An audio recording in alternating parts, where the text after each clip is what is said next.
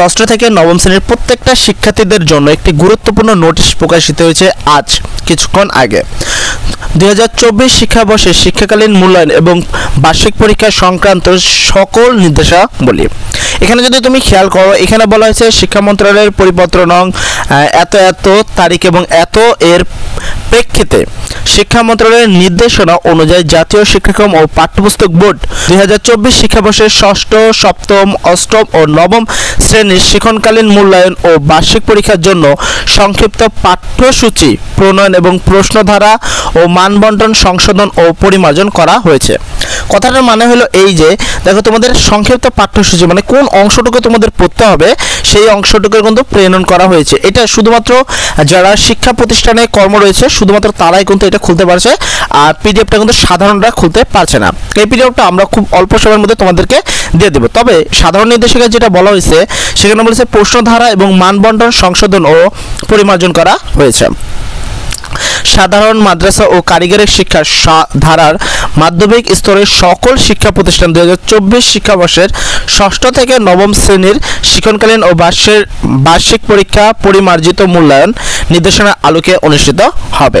তবে মাদ্রাসা ও কারিগরি শিক্ষার বিশেষায়িত শিক্ষা বিষয়সমূহ এবং দশম শ্রেণীর মূল্যায়ন কার্যক্রম পূর্বে ধারাবাহিক নিয়ম অনুসারেই অনুষ্ঠিত হবে। মানে শুধুমাত্র ষষ্ঠ থেকে নবম শ্রেণীর সাধারণ শিক্ষার্থীদের জন্যই কিন্তু এই নিয়মটা করা হয়েছে। মাদ্রাসার ক্ষেত্রে এবং দশম শ্রেণীতে যারা রয়েছে বর্তমান তারা কিন্তু পূর্বের অনুসারে এই পরীক্ষা দিবেন।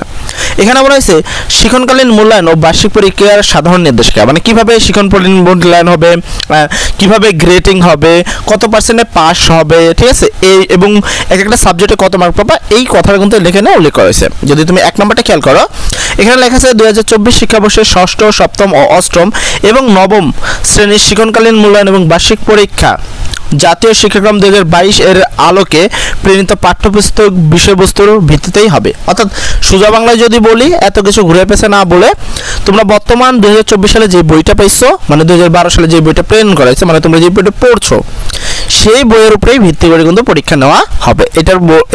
এটাই বোঝানো হয়েছে। 2 নম্বরে বলা হয়েছে মূল্যায়ন কার্যক্রম শিক্ষণকালীন মূল্যায়ন এবং বার্ষিক পরীক্ষা দুটি ভাগে অনুষ্ঠিত হবে।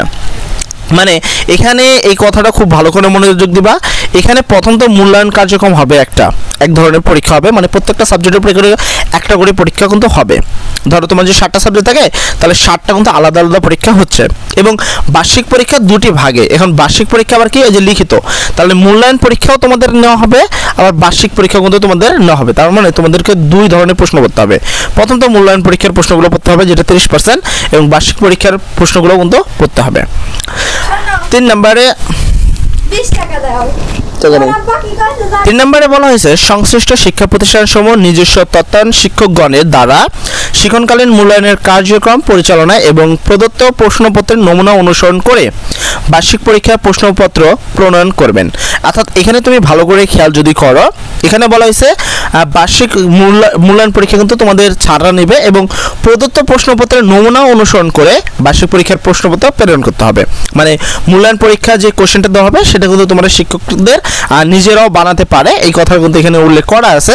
তবে আমার মনে হয় না যে এখানে কোনো শিক্ষক তার নিজে প্রশ্ন তৈরি করবে, এটা সমিতি থেকেই প্রশ্নটা কিন্তু দেওয়া হবে। তবে কোনো ক্রমে নমুনা প্রশ্নপত্র হুবহু ব্যবহার করা যাবে না। মানে কিছু প্রশ্ন দেখো তোমাদেরকে দেওয়া হয়েছে, যেমনটা আমি বললাম যে 6, 7, 8 এর জন্য একটা পিডিএফ আছে যেটা জিপ করা আছে, যেটা সাধারণরা কিন্তু খুলতে পারছে না। অর্থাৎ তোমাদের অলরেডি নমুনা প্রশ্নপত্র কিন্তু দেওয়া হয়ে গেছে, ঠিক আছে।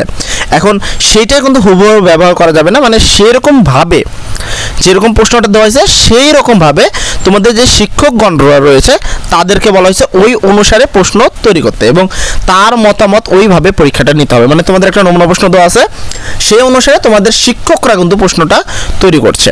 তো এখানে শিক্ষকদের সাথে তোমাদের ব্যবহার আচরণটা ভালো থাকলে হয়তো বা তোমাদের একটু সুবিধা হতে পারে। প্রেরিত প্রশ্নের সাহায্যে নিজ নিজ শিক্ষা প্রতিষ্ঠানের শিক্ষার্থী 2024 শিক্ষাবর্ষের বার্ষিক পরীক্ষা গ্রহণ করবেন।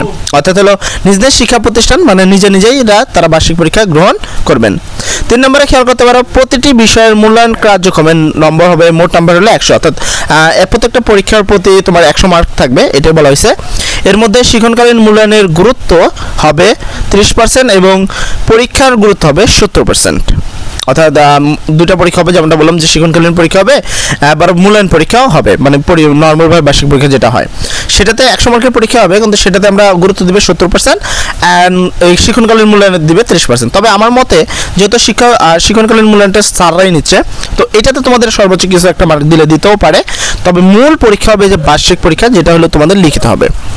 বার্ষিক পরীক্ষার ফলাফল প্রস্তুত করার ক্ষেত্রে বিষয়ভিত্তিক জিপিএ নির্ধারণ করা হবে। এখানে খেয়াল করবা, এখানে যে বার্ষিক পরীক্ষা তোমাদের যে নির্ধারণ করা হবে তোমরা কত নাম্বার পেয়েছো, এটা কিন্তু তোমাদের জিপিএ দেওয়া হবে। তার মানে এইবারই প্রথম যে 6, 7, 8, 9 সবাই কিন্তু জিপিএ পাবে, ঠিক আছে। তোমাদের 6রাও কিন্তু জিপিএ পাবে, মানে জিপিএ 5 এর মধ্যে কত পাচ্ছ, জিপিএ কিভাবে ভাগ করা হয় সেই বিষয়টা কিন্তু এখানে নির্দেশিকা দেওয়া আছে।